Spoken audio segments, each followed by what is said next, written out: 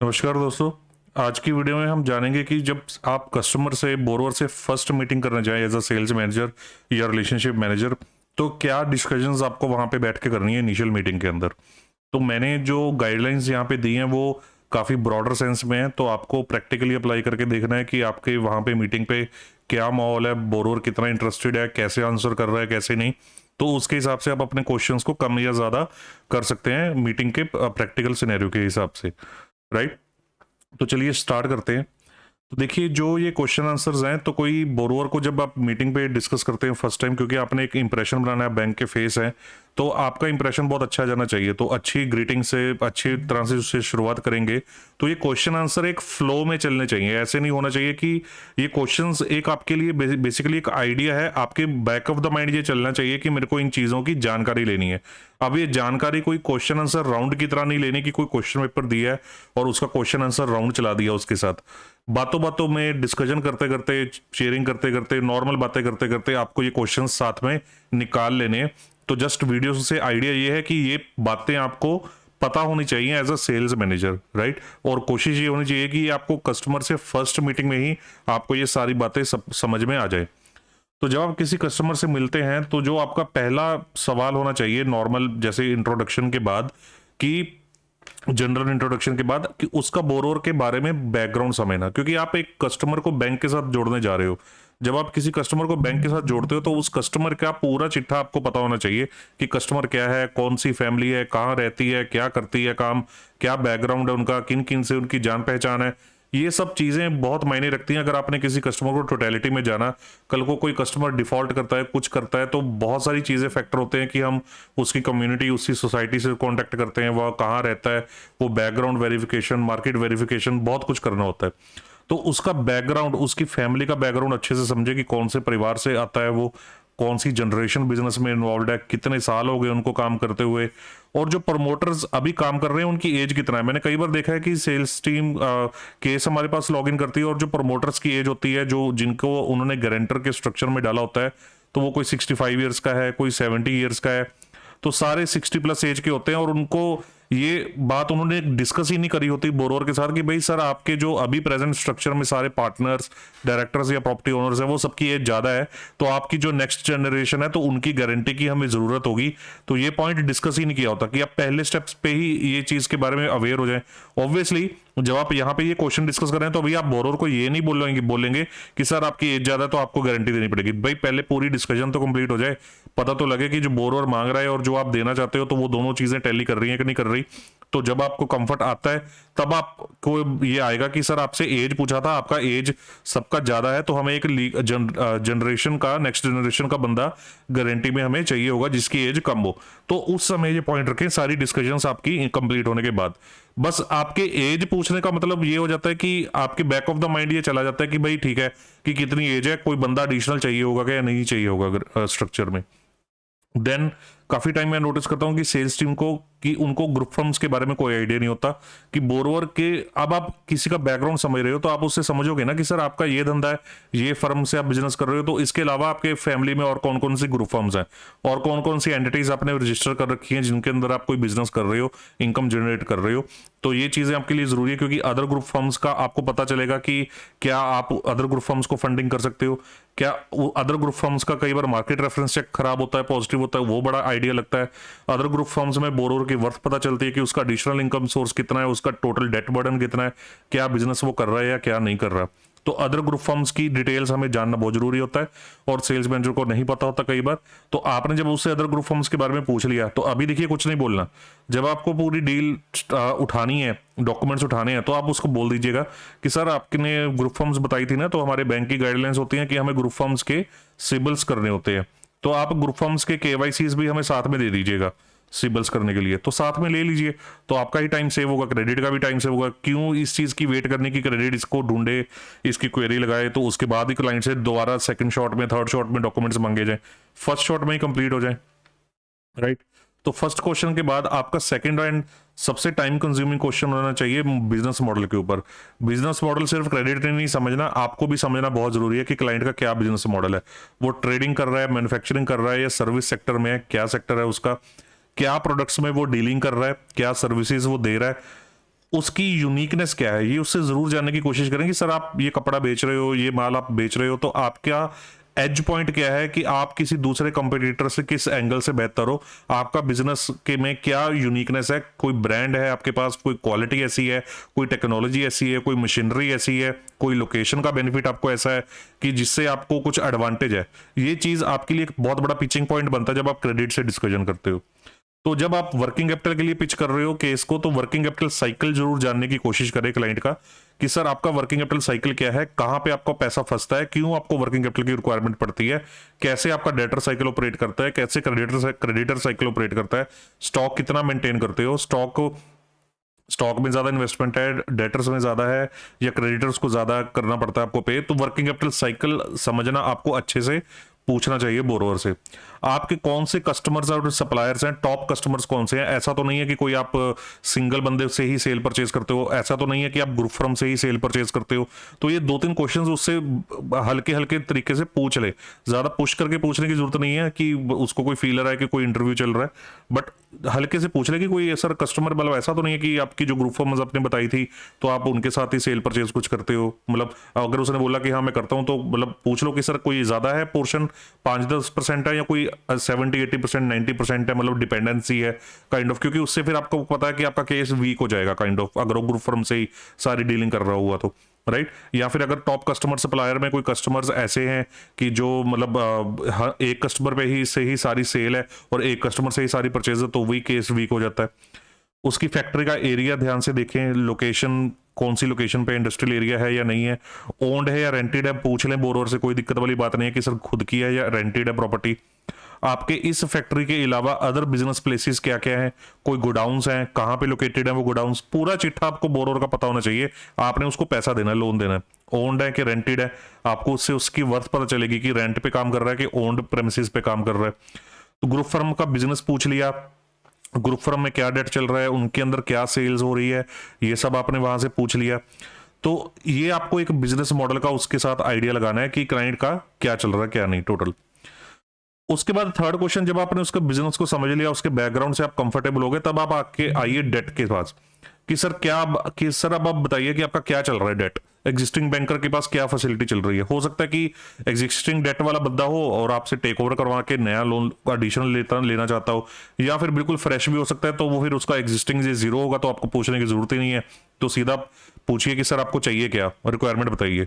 तो third question में आप सीधा रिक्वायरमेंट के ऊपर आइए कि सर क्या चल रहा है और आपको क्या चाहिए, और विद वाई। ये तो आपको पूछना बहुत जरूरी है, ये पूछता ही नहीं है कोई कि भाई आपको चाहिए क्यों। अगर वो कहता है कि भाई 10 करोड़ की लिमिट चल रही है और मेरे को 10 करोड़ ही चाहिए, तो फिर आपका क्वेश्चन आ जाएगा कि सर फिर आपको रीजन क्या है आपका बैंक चेंज करने का, कि आप कोई लिमिट एनहांस नहीं करना चाहते, एग्जिस्टिंग बैंक के साथ आपका क्या इशू है कि आप हमारे पास आना चाहते हो, राइट। कोई रेट में आपको कुछ फर्क लग रहा है, कोई सर्विसेज का इशू चैलेंज आ रहा है आपको एग्जिस्टिंग बैंक में, क्या चैलेंज है। अगर वो बोलता है कि मेरे को 10 करोड़ यहाँ पे चल रहा है, मेरे को यहाँ पे 15 करोड़ चाहिए, तो पूछें कि सर 5 करोड़ की एडिशनल रिक्वायरमेंट क्यों है, किस वजह से चाहिए। आपको फर्स्ट मीटिंग पे स्टेज पे ऐसे R&D नहीं करना, उसने बता दिया कि इस वजह से रिक्वायरमेंट है, ठीक है, थोड़ा समझ लिया, जहां तक आपको लॉजिकल लगा कोई क्वेश्चन कर लिया और उसके बाद उठ के वापस आ गए, ठीक है। तो उसके आगे क्वेश्चन नहीं पूछा, ज्यादा डीप डाउन जाने की जरूरत नहीं है, ठीक है, एक आइडिया आपको लगना चाहिए। उसके बाद आपका एग्जिस्टिंग रेट ऑफ इंटरेस्ट क्या चल रहा है, कोई ऐसा तो नहीं है कि आपको और क्या रेट ऑफ इंटरेस्ट चाहिए, कि आप वो रेट ऑफ इंटरेस्ट दे पाएंगे या नहीं दे पाएंगे। ज्यादातर मैंने देखा है कि जो बोरोवर आपके साथ बैठते सारी सिर्फ रेट से डिस्कशन शुरू करते हैं, वो बोरोवर कभी ऑनबोर्ड होते ही नहीं है, उनको सिर्फ आपका सैंक्शन चाहिए होता है, राइट। उनको कभी भी अपना रेट फर्स्ट मीटिंग में कोट ना करें कि हम क्या रेट देंगे आपको, उनको ये बोलें कि सर आप डॉक्यूमेंट्स दीजिए हमें, हम आपकी इंटरनल रेटिंग करेंगे, इंटरनली चेक करेंगे, वेरीफाई करेंगे, जो रेटिंग निकल के आएगी उस रेटिंग के हिसाब से आपका रेट डिसाइड होगा। आप बेफिक्र रहिए, आपको बेस्ट रेट ही मिलेगा। एज अ सेल्स गाय आपको अगर केस ओवरऑल ठीक है तो आपको केस की फाइल उठानी चाहिए और बैंक को सिस्टम में देनी चाहिए फाइल देखने के लिए, ठीक है। रेट का थोड़ा बहुत 10-20 पैसे का जो फर्क है, वो 10-20 पैसे का फर्क जो है वो एडजस्ट हो सकता है।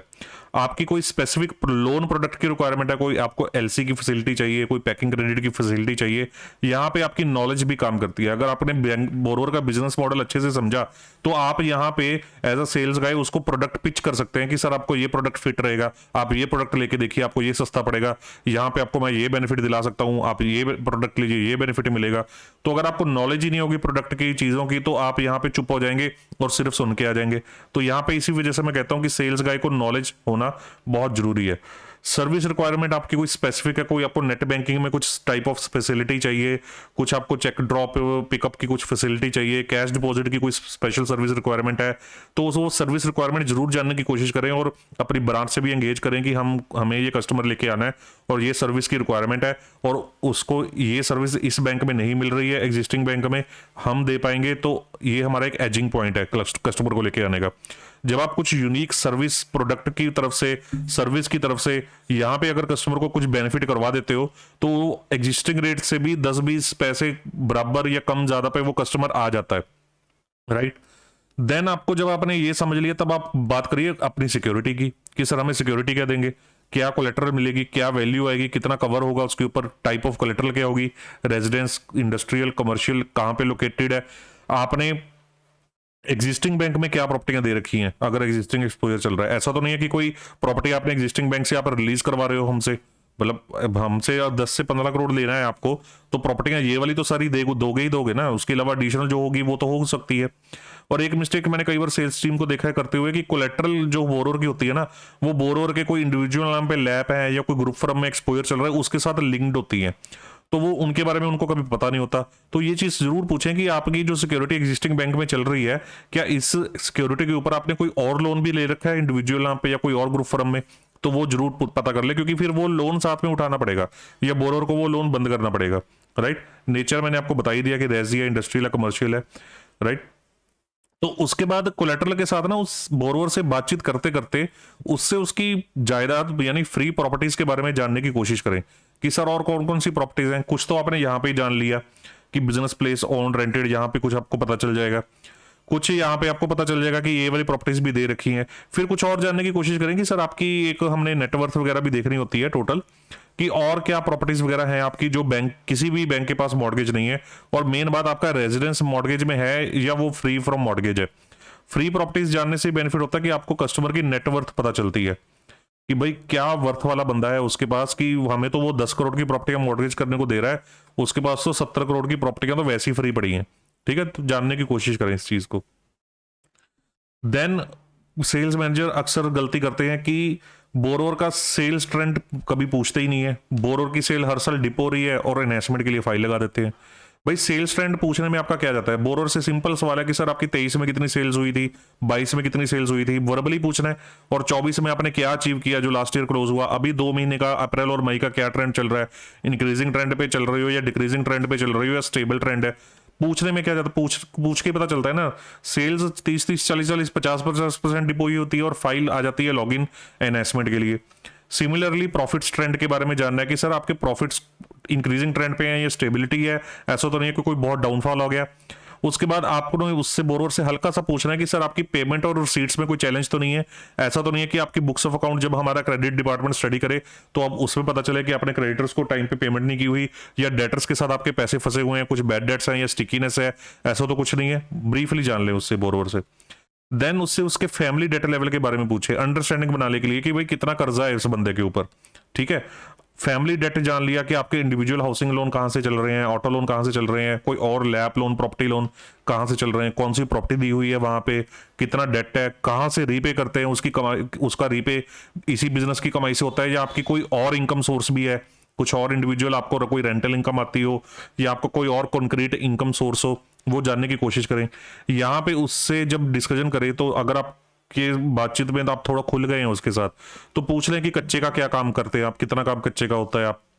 राइट। तो बैंकिंग आपने नहीं देखी तो उससे पूछ लें कि सर आपकी बैंकिंग में कोई ऐसा इशू तो नहीं आता आपके बिजनेस में कि आपके कोई चेक बाउंस होते हो, आपने जो चेक इशू किए हैं वो बाउंस होते हो, कोई लोन की ईएमआईज आपने डिले की हो या कोई सिबिल का इशू आपके ध्यान में हो कि किसी बैंक ने आपको हाईलाइट किया हो, कोई सिबिल का इशू आपके नोटिस में तो नहीं है। कई बार कस्टमर्स को पता होता है कि भाई मेरा सिबिल स्कोर डाउन है, मेरे सिबिल में ये रिपोर्टिंग्स आ रखी है, तो वहां पे वर्बली एक एक लाइन में पूछ ले कि सर ऐसा कुछ तो आपके नोटिस में तो नहीं है कि कहीं हमारा क्रेडिट चेक करे तो बाद में ये कोई पॉइंट निकले, राइट।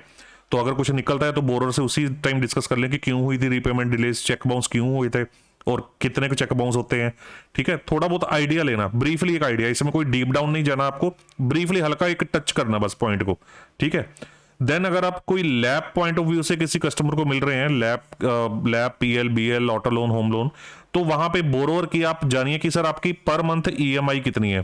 पर मंथ आपका principal plus principal plus interest का ऑब्लिगेशन कितना है, कितना देते हो आप पर मंथ फैमिली में टोटल, और आपकी टोटल पर मंथ की कमाई कितनी है, फैमिली में कितना कैश कमाते हो पर मंथ। सर ये हिसाब हमें जरा समझा दो। तो आपको ये दो चीजें एडिशनल पूछ लेनी है उससे, ताकि आपको एक अंदाजा लग सके कि क्लाइंट कहीं ओवर लीवरेज्ड, ओवर बर्डन तो नहीं है डेट के साथ। तो जब ये बेसिक सवाल आपसे पूछ लेंगे ना आप किसी कस्टमर से, ये सारे, हालांकि ये देखने में ज्यादा लगते हैं सवाल, बट जब बातचीत करने बैठते हैं तो 20-25 मिनट में ये सारी डिस्कशंस खत्म हो सकती हैं, राइट। जब आपने ये सब समझ लिया तो आपके पास एक बहुत बड़ी पिक्चर, एक अच्छी पिक्चर बन जाती है बोरोवर की, और बोरोवर को भी पता चलता है कि सामने वाला बंदा भी एक नॉलेजेबल बंदा बैठा हुआ था। तो फिर आपके पास क्रेडिट के साथ जब आप डिस्कस करते हैं तो भी आपका इंप्रेशन भी अच्छा पड़ता है कि भाई आपको भी नॉलेज है केस की। तो क्रेडिट नॉलेजेबल, मैं as a credit guide 10 years of experience के साथ बता सकता हूँ कि नॉलेजेबल आरएम के केस जब हम देखते हैं तो उनके केस देखने के तरीके में हमारे में फर्क होता है। हमें पता होता है कि भाई इस बंदे ने केस डाला है तो पढ़ के डाला है, सोच के डाला है, देख के डाला है।